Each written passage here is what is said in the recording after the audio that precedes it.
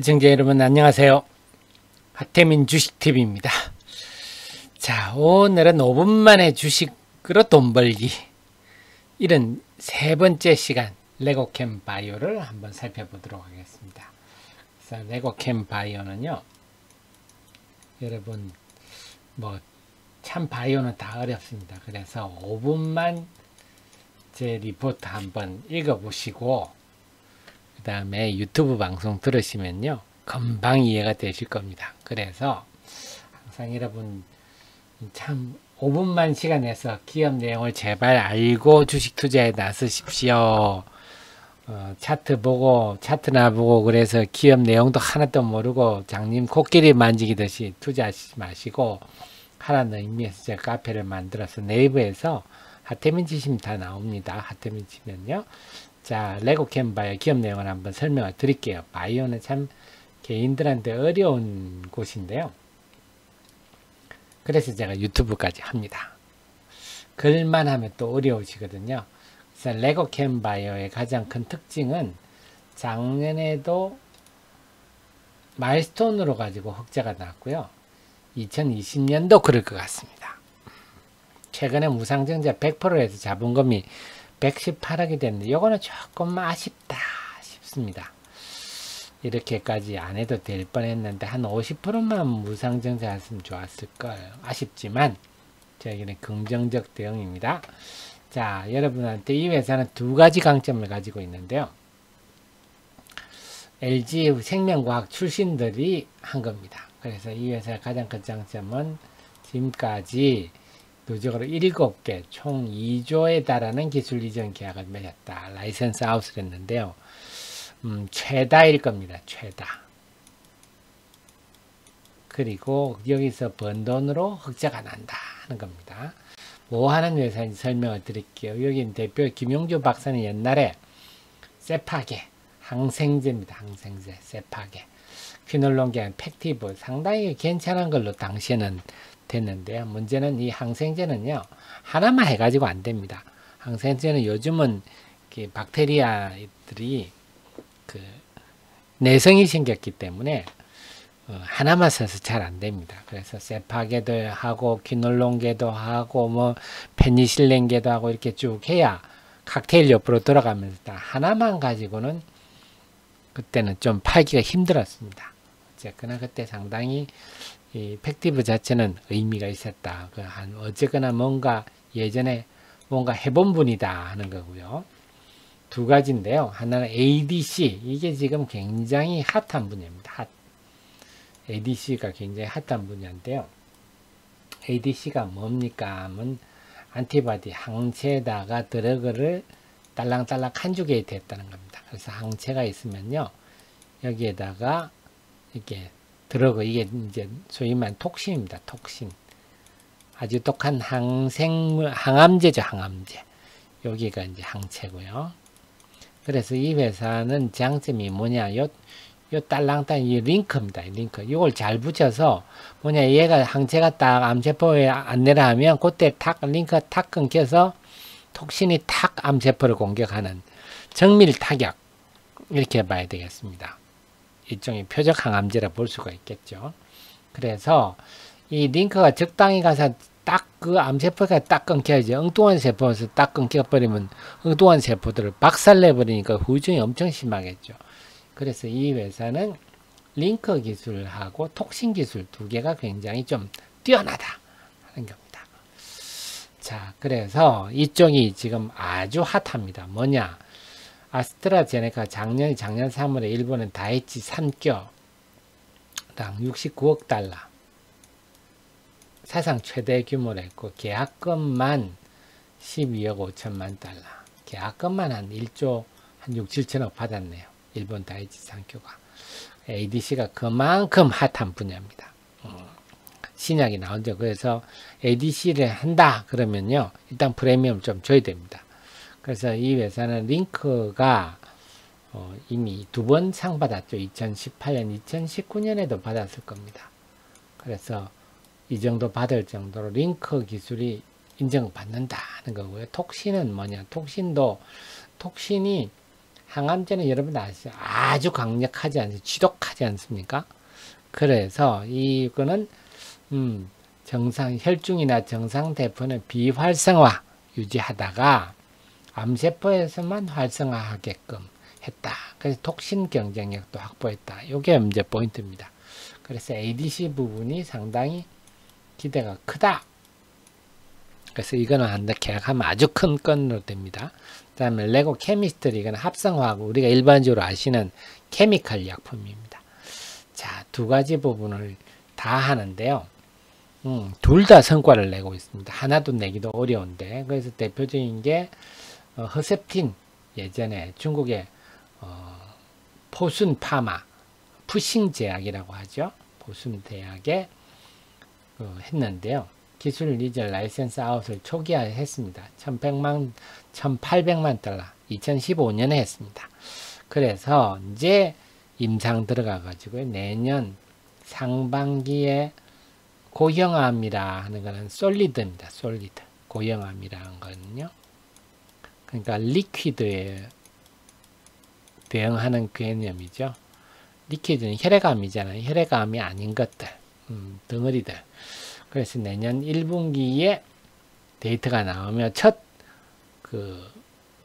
유방암에 대한 또 ADC 데이터란 점에서 굉장히 기대가 됩니다. 내년 상반기. 그 다음에 또 우리가 인정해 줄 게 ADC는 일본 다케다 제약에 상당히 앞서 있습니다. 일본 다케다 제약에 앞서 있는데 다케다 제약의 자회사입니다. 항암 자회사 밀레니엄 파마수티컬 여기랑 해서 4억 달러의 기술 이전 계약. 타겟 물질인데요.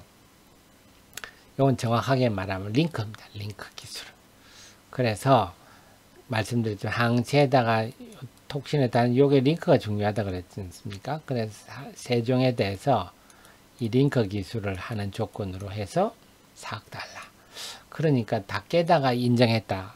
ADC에 상당히 앞서 있는 다케다가 인정했다 하는 점에서 그래서 이외에서는 제가 항상 여러분께 말씀드린 게 상장사, 제약사 100여 군데들이 전부 자기들 잘한다고 자랑하지 않습니까? 그 중에 사실은 그렇게 투자할 만해서는 그렇게 많지가 않습니다. 그래서 이런 빅파마들하고 계약을 한 곳 이런 것 중심으로 하시는 게 안전하겠습니다. 이래도 될까 말까 한데 이런 것도 안 하면서 스스로 대단하다고 자기 자랑 해봐야 그걸 믿을 수가 있겠습니까? 그 다음에 또 하나가요. 또 하나 놀라운 게 영국의 익수다라고요.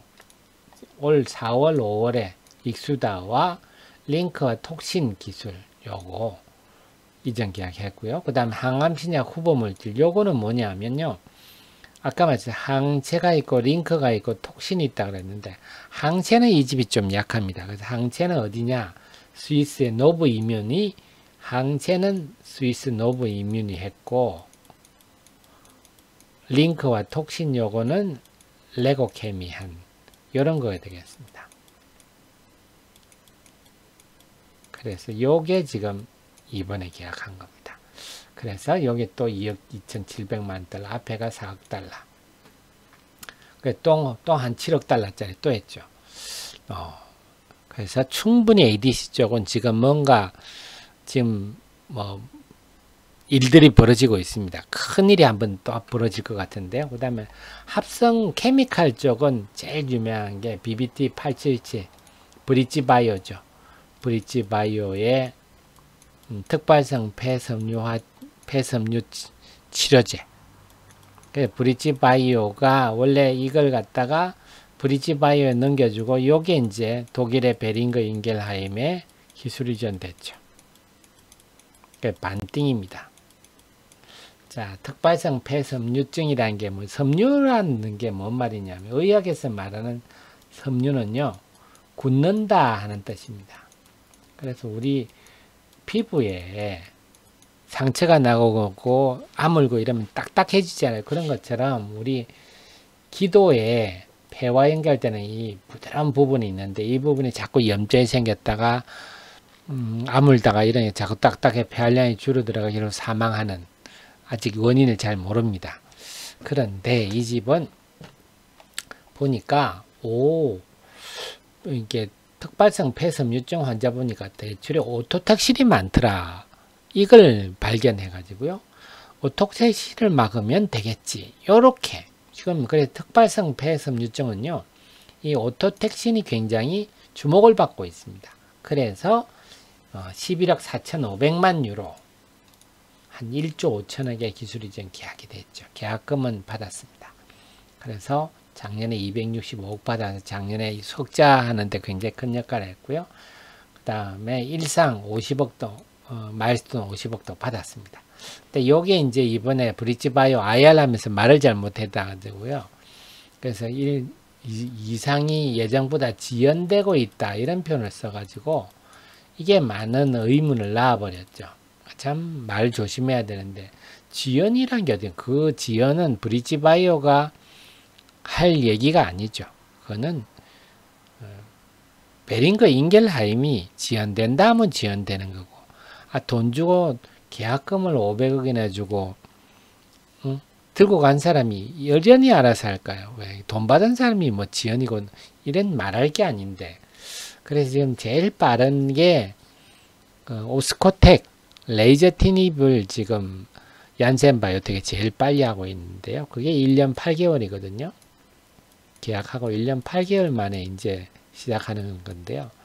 그래서 지금 BBT87쯤 지연이라고 제가 표현할 수 없는 그런 겁니다. 어쨌거나 그런 일이 있었다. 어쨌거나 지금 1조 5천억짜리 계약을 맺었다 하는 겁니다. 그래서 이 집은 ADC도 잘하고 케미칼도 잘하고 그렇습니다.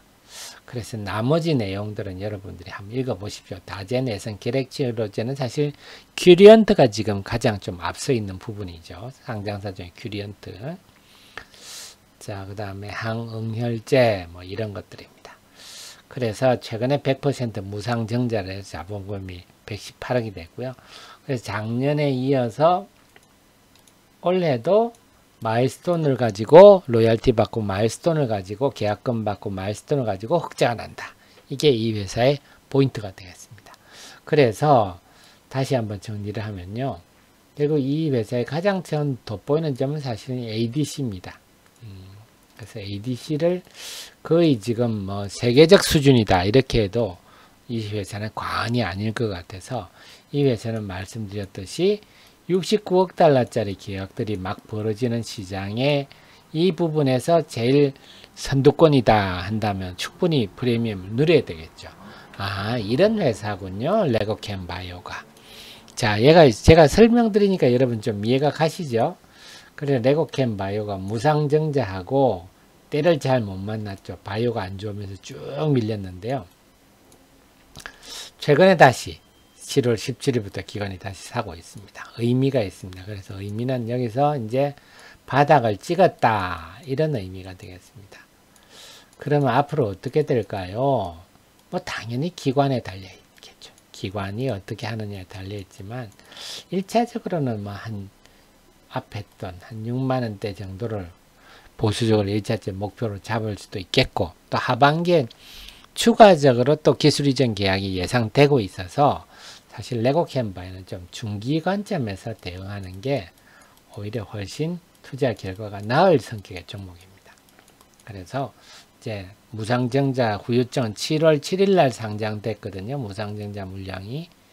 그래서 무상증자 물량에 대한 후유증은 이제 다 거의 극복했다. 이제는 점점 저점을 높이면서 움직이는 국면이 오지 않겠느냐. 그래서 단기도 단기지만요. 좀 중기적으로 느긋하게 대응하면 더 결과가 좋을 ADC의 최강자다. 이렇게 말씀드리겠습니다. 자, 이렇게 설명드리니까 여러분 이해가 되시죠? 네, 그렇습니다. 여러분들께 기업을 알기 쉽게 설명해주는, 그래서 제 카페에 5분만 투자해서 제 카페 리포트를 늘 읽어보시고요. 그래서 5분만 투자하시면 어떤 종목이든지 여기 있는 종목도 리포트 보시고 대응하시면 되겠습니다. 도움 되셨으면요.